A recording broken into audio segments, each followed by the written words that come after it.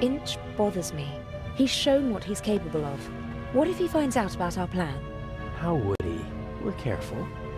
He's more ruthless than we expected. The bomb on the train. I don't want to think about it. We need to make sure that we stay calm. You mean that I stay calm? I'm not worried about you. I know you.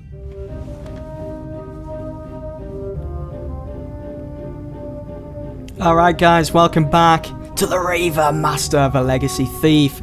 And it's chapter 3, it's the final chapter of the game, called A Murder of a Raven. We are playing as Alex Patricia, Adil's girlfriend. Right, so let's ask about the plan. Shall we go over the plan one more time? Good idea. We know that Inch hid the first eye in the Baroness's luggage. I'll break into her cabin and replace the eye with a fake. Right. We'll steal the second eye in Cairo. And Inch will be caught in the act. It's simple. The devil is in the detail. I have to get into the Baroness's cabin undetected, then find the secret hiding place, and I can't leave any evidence behind. Yes. And Inch said something about a combination, so the hiding place might be locked. One step at a time. I think I'll assess the situation first. And I think I'll make myself comfortable for a little while. So this is how married life will be. Works for me. Yeah, I bet it does. So it was Alex all along that snuck into the Baroness's cabin. Right, let's ask about Butler Inch. I saw you and Inch in Venice. What was it about? He was angry because his attack on the train failed and because I lost my ticket. How did you get on the ship? As a stowaway, locked in a cold, dark cargo hold. Poor boy. Such a poor boy. Fake Joel? Everything went according to plan in London? Except for the explosion, yes. The Bobby was right on time. Because he had a good tip-off.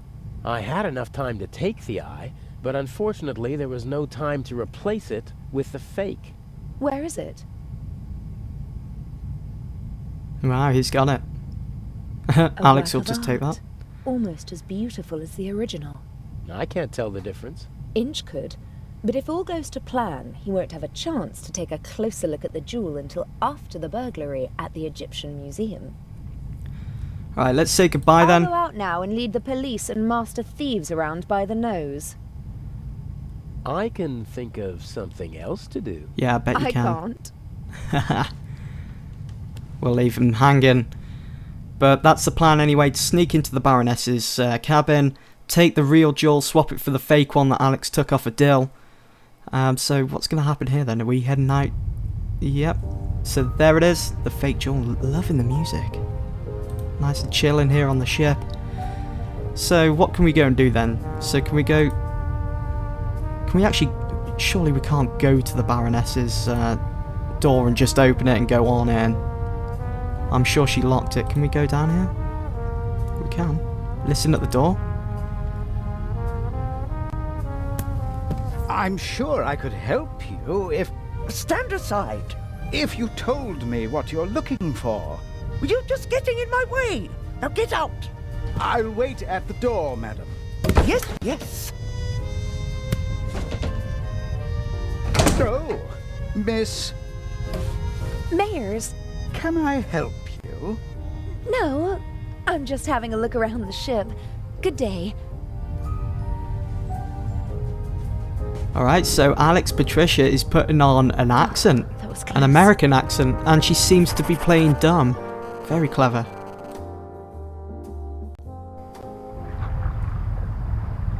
So what we got here? Go to the rear, don't want to go to the rear, go into the ship. Examine the gangway. What's on the gangway? Practicality was definitely placed ahead of design here. I guess the Lydia regularly docks at harbours that don't have their own gangways. And rather than make the passengers climb ladders, they opted for the less beautiful alternative. Okay, that's nice. Shall we head on down? We could probably go upstairs. Yeah, we can go upstairs. Let's go upstairs. Because we was here not so long ago with Zellner, if you guys remember back to Chapter 2. It's been a while. I didn't actually get to play Chapter 3 before I went away to Eurogamer, but I'm here now playing it. Looking forward to what's going to be revealed in the last chapter of The Raven. Alright, what do we have up here? So this is where Adele was caught in chapter 2, that's right, when he was on the boat. It's on the door. Two handsome sailors are standing at the table and studying a marine man. Good thing they're busy. I can have a look around without being disturbed. Look at that. Fish. They spelt fish wrong. Fish deck. Oh, examine the flag. Why have we got to examine the flag?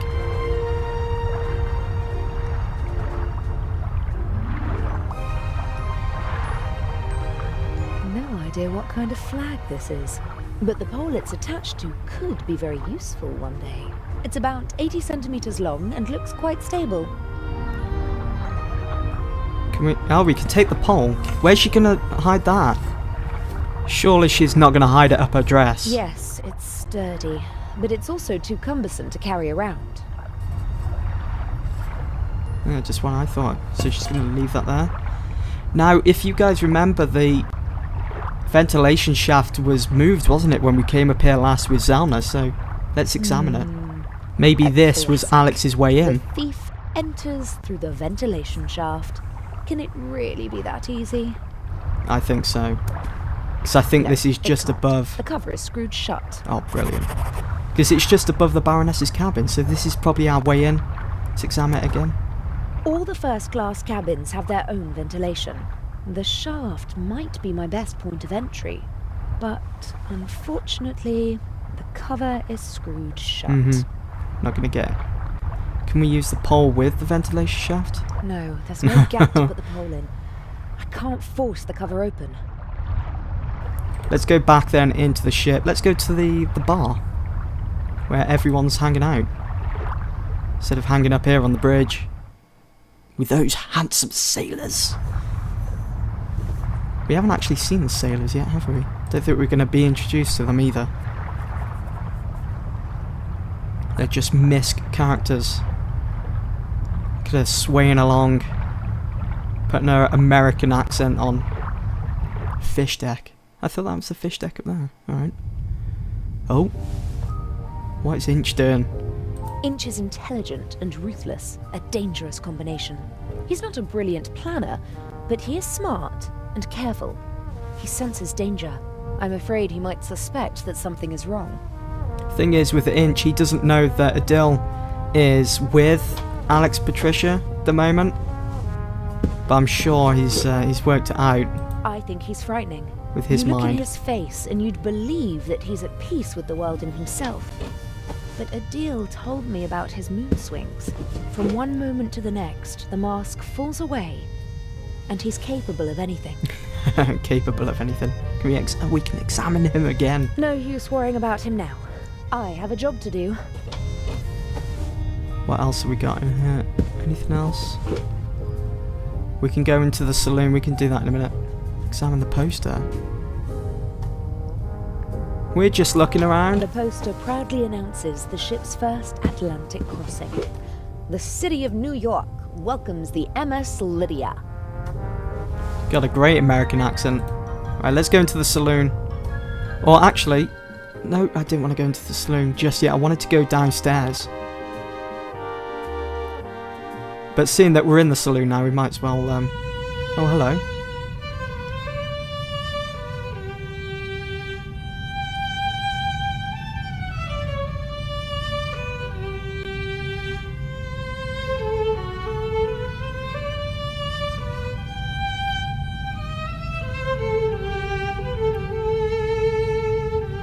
Beautiful. Beautiful. Bravo! Bravissimo! Fantastico! Ha ha!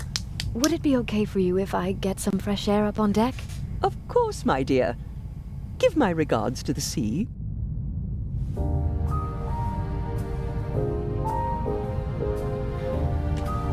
So she's going to head on out.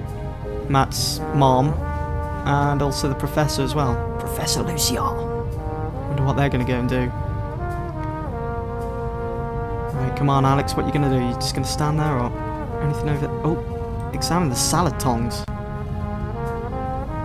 Wooden salad tongs. Just small enough to carry around unseen. But where are you going to carry them? Just in your belt there? Let's have a chat with Lady Westmacott. See what she has to say. A wonderful concert, wasn't it? I wouldn't have expected you to be a connoisseur of classical music. Because I'm American? Because you're young, and friendly, and radiant. Someone like you doesn't have to know a lot to get along well in life. Are you easily prejudiced at your age? In my long experience, there's often a core of truth at the center of every prejudice. Prejudice is the reason of fools. Was that written in the book you once read? Oh, I've read many books. Good books. But not my books, you mean to say? You're a writer? What can I do for you, Miss... Mayors. I'm loving the fact that everyone on this ship is believing Alex's dumb blonde act. It's hilarious. Right, the violinist? Mr. Kreutzer possesses impressive technique, don't you think? He certainly does. His numerous playmates in Austria can tell you more about it than I. You mean Mr. Kreutzer is a womanizer? I'm not talking about cheap skirts. I'm talking about expensive clothes. A man like him needs funds to support his lifestyle. Just go over to him, my dear. Tell the maestro that your family is wealthy. You have everything he's looking for. Money and a pretty face. Hold your tongue. Mr. Kreutzer, Lady Westmacott, please. Or did you have your eye on me, Mr. Kreutzer? Old, yes, but rich. Jezebel. Can you honestly believe this lady? Mr. Kreutzer, Maestro. Absolutely no need for that. It's terrible. So harsh. They get to that age, That's don't they, where they better. just don't give a shit. Freeloader. You and Mr. Kreutzer, you seem to know each other. Not really, but I know his type. Parasites who cling to the rich and famous and suck them dry. The young, misunderstood painter. The innovative writer who writes books that no one wants to read. The musical talent that has to be supported. The ladies and gentlemen of high society let the others use them and call themselves patrons. Another word for fool. Didn't you finance archaeological excavations in the Near East and Egypt? For my husband, and I was there myself. I catalogued items for him, and I didn't show him off like a trophy at cocktail parties. But my son was one of them, the worst kind. The kind that sucks not only the money, but also the life right out of a person. Right, so she's had that done to her before then, from her son. Let's say May goodbye I for now. Take my leave. You may. You may. Good. Let's get out of the saloon. Let's get away from her. She's depressing. Don't want to be listening to that all the time.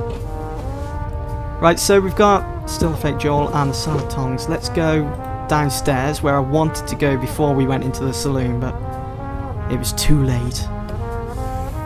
What is Inch doing? Eyeing up Alex like that. Right, so Legrand's cabin is there. And the medical centre. Got a model ship. Let's have a look at the model ship. Very fine handiwork.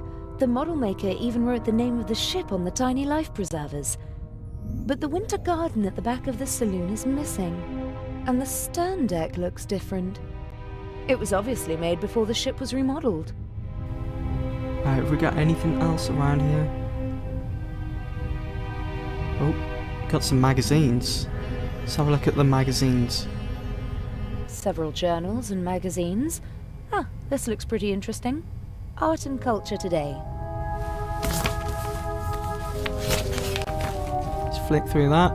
Ah, there's something about the exhibition. In Egypt. Unique masterpieces exhibited for the first time together in their home country. Tireless efforts of Baroness von Trebitz.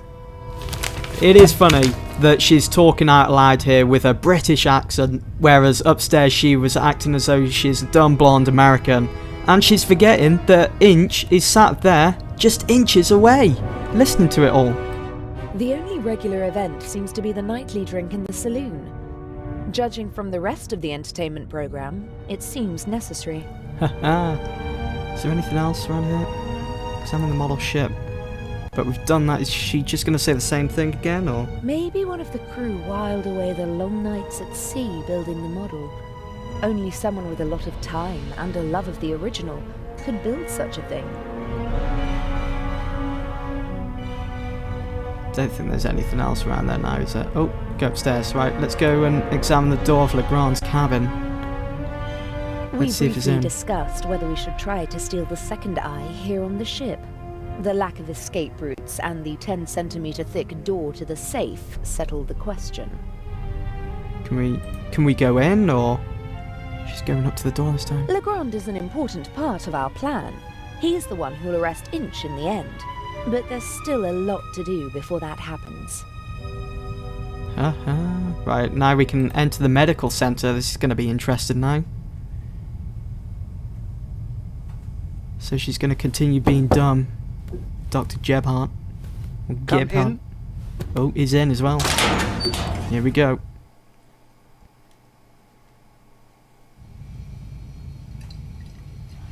How can I help you, young lady? Doctor, passengers on board. Doctor. Are you the ship's doctor? Yes, of course. You see, that's what I thought. Because you've got a uniform and you work in the medical center. Well spotted, young lady. My name is Dr. Gebhardt. How can I help you?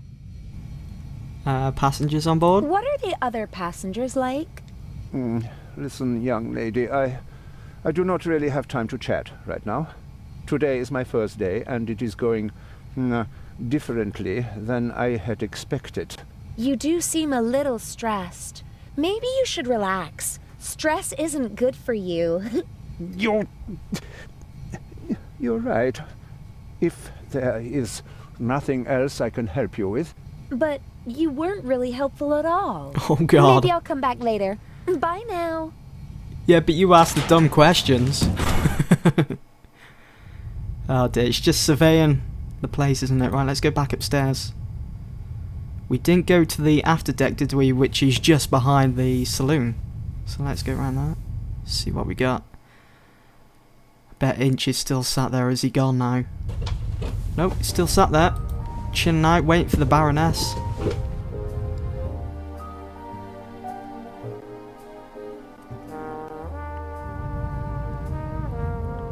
Right, I don't want to talk to Lady Westmacott again. Or we can look at the captain. Captain de Conti. He's sweating profusely. Burst capillaries and a sweet odour. I hope the crew doesn't take the captain for a role model, and that they stay sober for the rest of the trip. The way she just glitched out then. She's going to say He's the same sweating thing? Yeah, she's going to say the same thing, right. Let's go to the afterdeck then. That was a bit weird then when she just, whoa, jumped straight in front of the captain. I bet he's thinking, what the hell? I think you've had too much to drink. Let alone myself. Right, we're on the afterdeck. What do we got around here? Into the saloon. Examine the deck chair.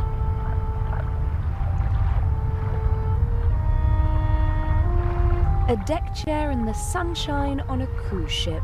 I'd be a fool to miss out on that tomorrow. But I have to take care of my duties before I can relax in the sun. Is there anything? There's a bath towel. Can examine that.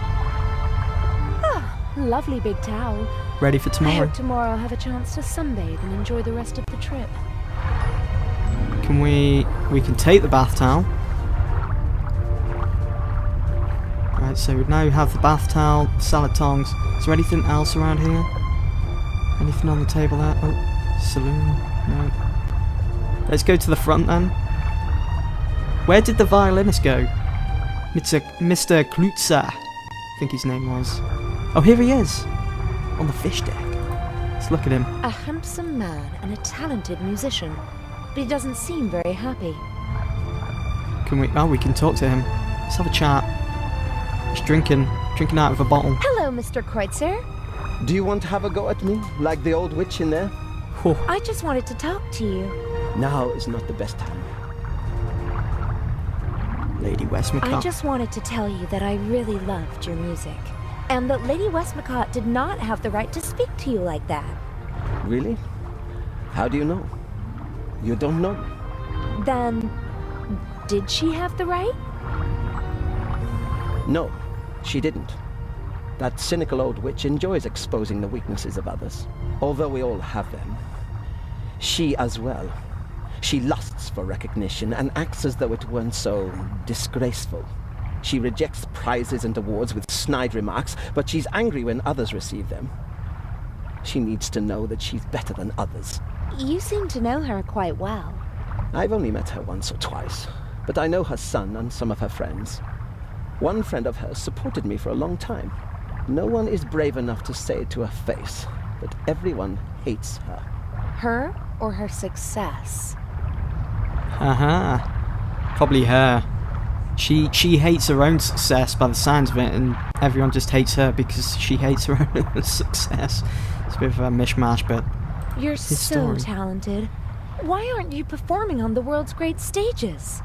Fate, perhaps. Or bad luck. My parents opened every door for me and my sister and expected corresponding careers. Over-ambitious parents who force their children to play music? No, it wasn't like that. I loved it. I loved to play the violin. They didn't have to force me. I wanted to do it on my own. I thought I would achieve my goals if only I worked hard enough. But it was not to be. this is great, you know, getting a bit of backstory on the violinist, Mr. Kreutzer. What happened? What happened?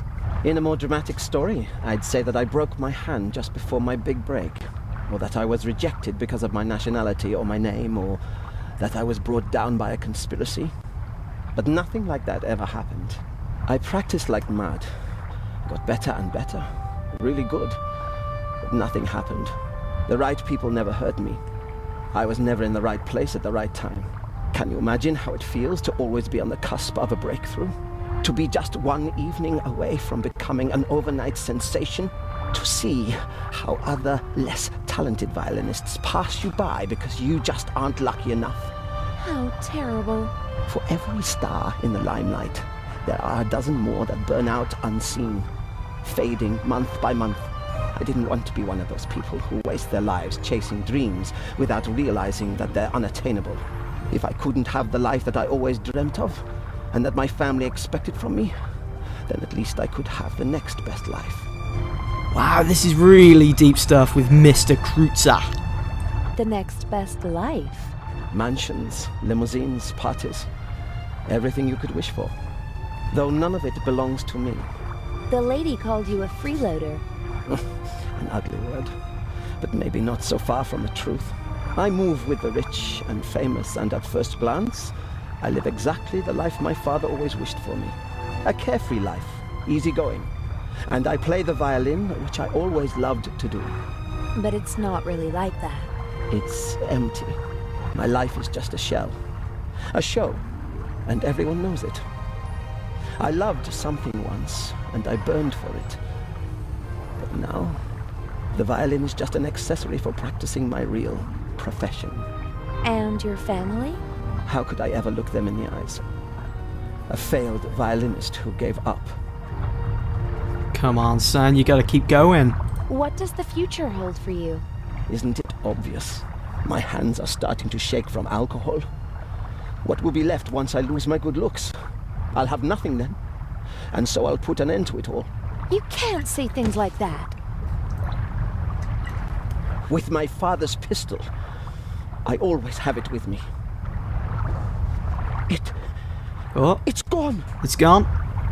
Crap. Fate won't even grant me a quick death. Don't you think you can still make it? No. It's too late now.